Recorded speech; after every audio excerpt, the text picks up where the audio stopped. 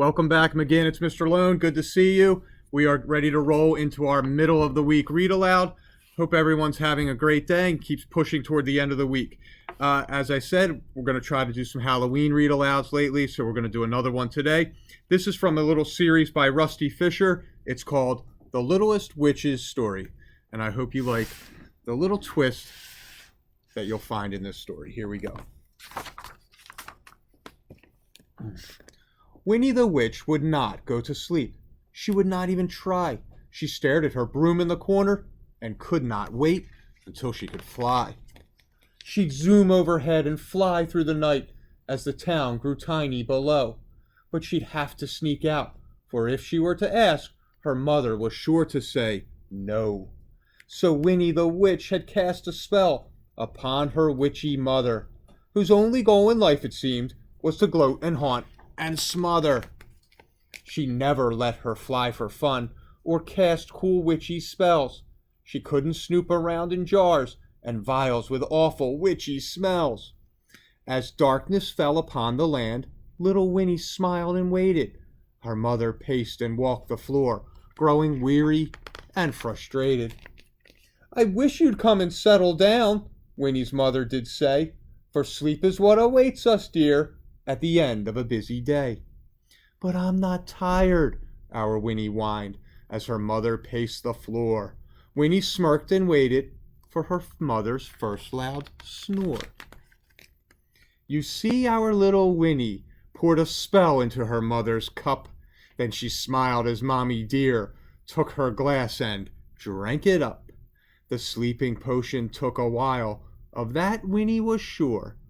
But not this long, our Winnie thought. It was 99% pure. Her mother should be asleep by now, her chin double covered in drool. And yet here she was, prancing around, making Winnie look like a fool. "Let's both lie down," our Winnie said, as she hung her witch hat up. But Mother just stood right there and studied her empty cup. "My tea tasted funny," Mother frowned as she stirred the bubbling cauldron. "Are you sure you used the tea bags from the tin above the oven?"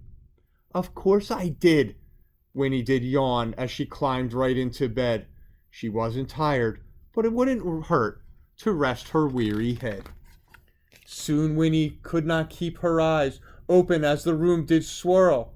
And Mother dear, she danced and smiled and gave a little twirl. "What's wrong, my dear young Winnie?" her mother asked of her. "I thought you said the night was young, even though we've just had dinner." "I'm sleepy, Mother," Winnie yawned, "and I don't see quite why." "You should be yawning, Mother dear, as the moonlight fills the sky." Her mother winked and stirred her pot. Then she tasted her bubbling brew. "Be careful when you cast a spell, that one isn't casting spells on you." Winnie frowned at her mother's words. "You knew?" she asked out loud. "I thought I'd tricked you, Mom, at last. Of myself I was quite proud." "As you should be," her mom did say, as she tucked her daughter in. "If I hadn't tasted eye of newt, I'd be sure to pack it in." "I drank your potion, little one," Winnie's mom said with a smile. "But then I cast a reversal spell from mother to her child." "You mean," our Winnie moaned and gasped as she struggled to stay up, "you drank the spell I made you, then put a reverse spell on the cup?" Her mother nodded and sat down in a rocker made of wood. Winnie smiled and thought to herself, "Man, that witch is good."